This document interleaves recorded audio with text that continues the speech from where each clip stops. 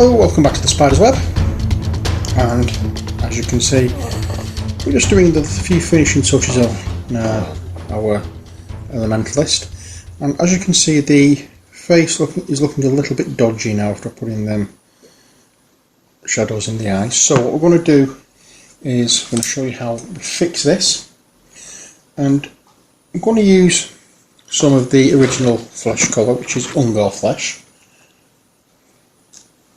We'll pop that onto the palette along with a little bit of white.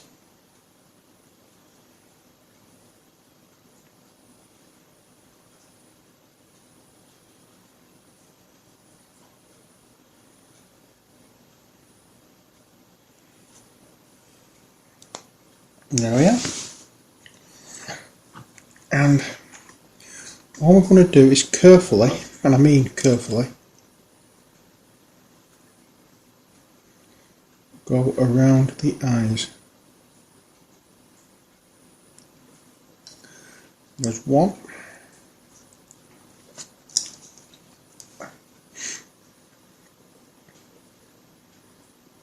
Going around the eyes and shaping and adding the shape to the eyes.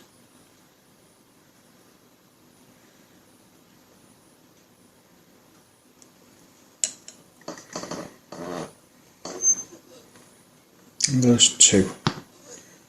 Just a little.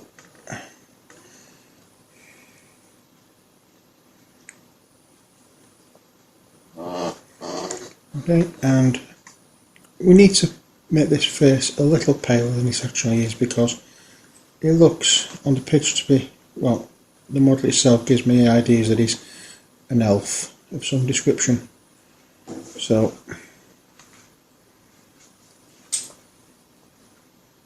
he's not a dark elf, so he doesn't need darker skin tone. If he was like a dark elf, I would do him as a drow, as you'd probably have guessed.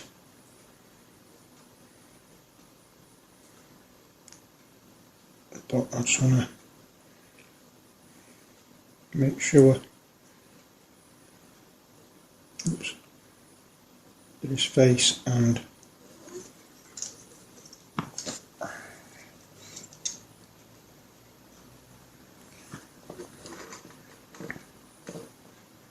where I've got this. Oh, sorry, I've just got a very itchy nose all of a sudden. I don't know why. So there we are, that's all we're going to do for him. It's not brilliant, I know, but it's a very smooth-ish miniature.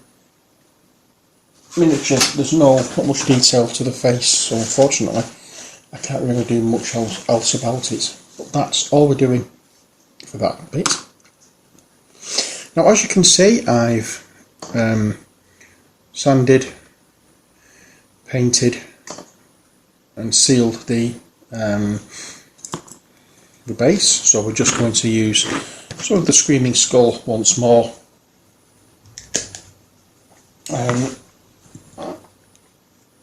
to bring out the colour. Not be a second, let me just, oh, that's better. I forgot to put my charger into the camera. So that's what I'm going to do. I'm going to be using some of the Screaming Skull to go over the sanded areas, act as a highlight colour on both sides, like so. I hope you can see that. It's not very close up stuff, I know, but I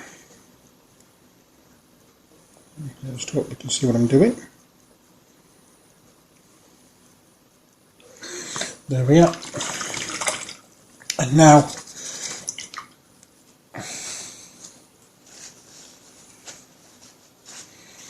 what I'm also going to do is using a little bit of water I'm going to be going into the orangey colours we have on our palettes here and making a very washy colour. Add a little bit of scarlet into it as well. So I want it very, very, very watery.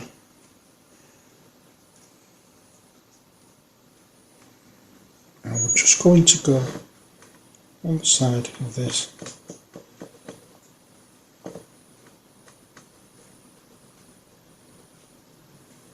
And just dab.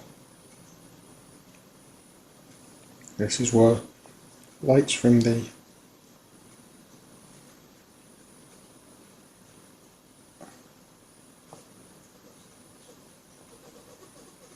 frame is going to hit.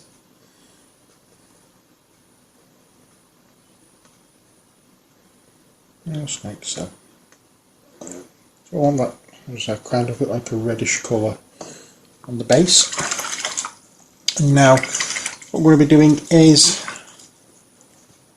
once again adding grass to this. Now this character is, bring that down, Elemental. I think I've done it fairly adequately. Slight difference in colour changes, but you don't get the phoenix for the flame, or phoenix thing for the flame bits here at the bottom, or the fish for the water. But everything else I hope I've done okay. Now as you can see from the bottom right hand corner of this board, it says alignment neutral. Okay, so as the alignment is neutral, we will be using this grass.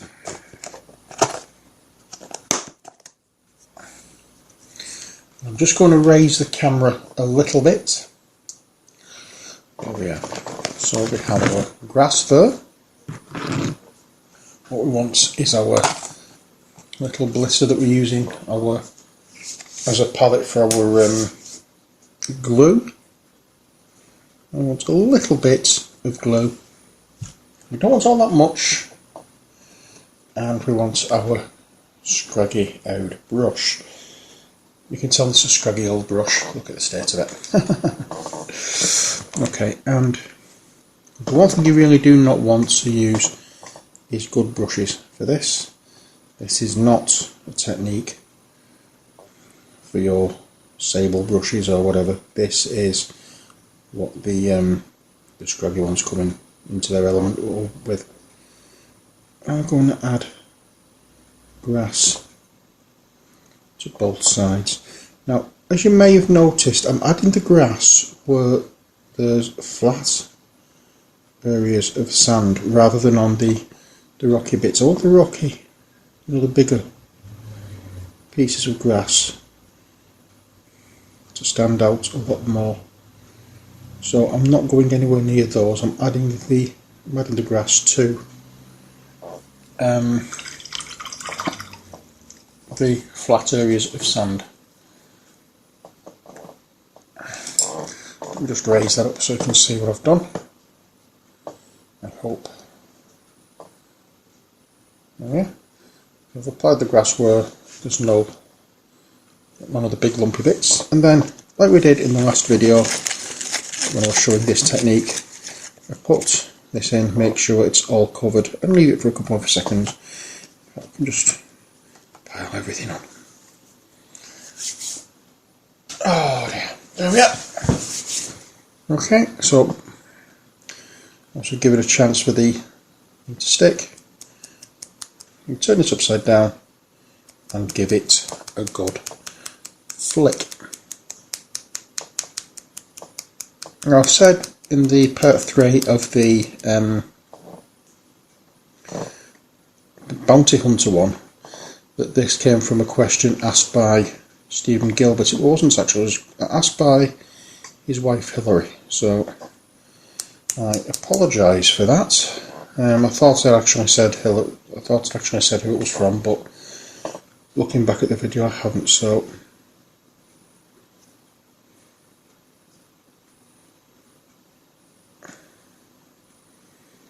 we have a few extra long bits here. The static grass comes in different lengths. So this is the standard one that Games Workshop have or had or whatever. I don't know whether they still do it or not. I couldn't find any on the websites earlier. I'm going to see if I could find the name for the different colours of grasses, but there's no sign of it anywhere on the websites. Whether I'm looking in the wrong place or not, I don't know, but never mind. So that again is basically that. I'm just looking now for the lid for my for the top of grass. The last thing you want to do is knock this off, because if this goes if this hits the floor, this grass goes everywhere. Okay, so let's lower the camera down again.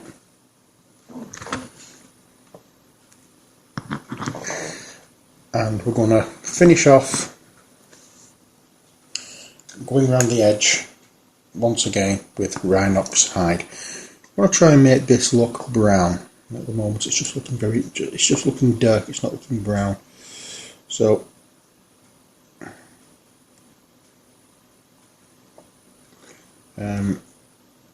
if we can get that brown look in this, all the better.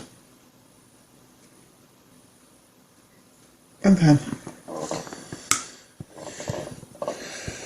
we can call this model finished and move on to the next one.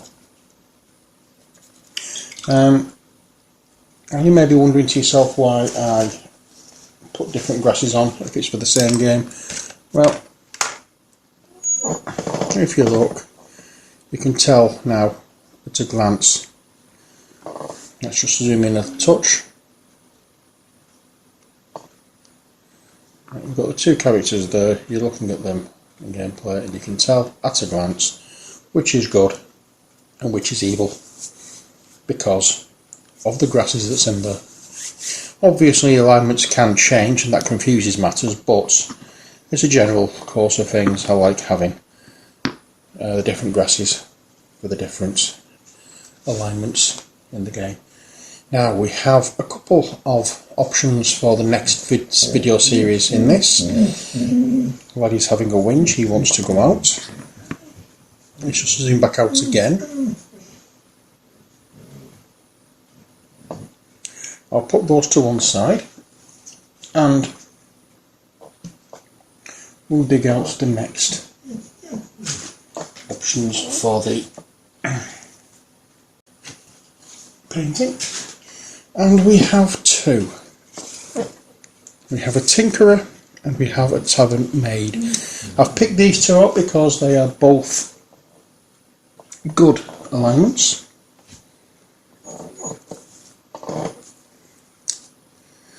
And here are the minis.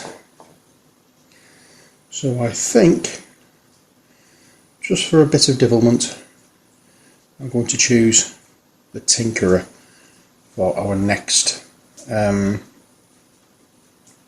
series, and we'll save the Tavern Maid for a little later on. So that's going to be the subject of our next series in these painting painting videos. So you've looked at the Tavern Maid already, and the other ones to this are the Spy, basically very dark blacks and whatever, dark colours, black. It's not incredibly challenging to paint. And another one where again it's very dark colours, and this is the Cat Burglar. She's neutral actually, she's not evil. So we have 2 neutral, 2 evil and 2 good in the city expansion. We also have the Firelands expansion where we have 4 player figures. They will be being painted later on, but as yet I want to get through the city expansion first, so we're going to be using these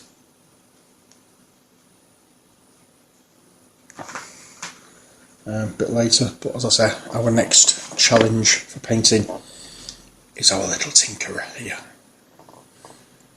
Looks like a little goblin.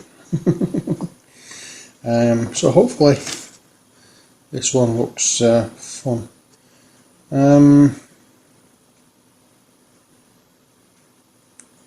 I cannot work, I don't know what he actually is, but never mind, doesn't matter.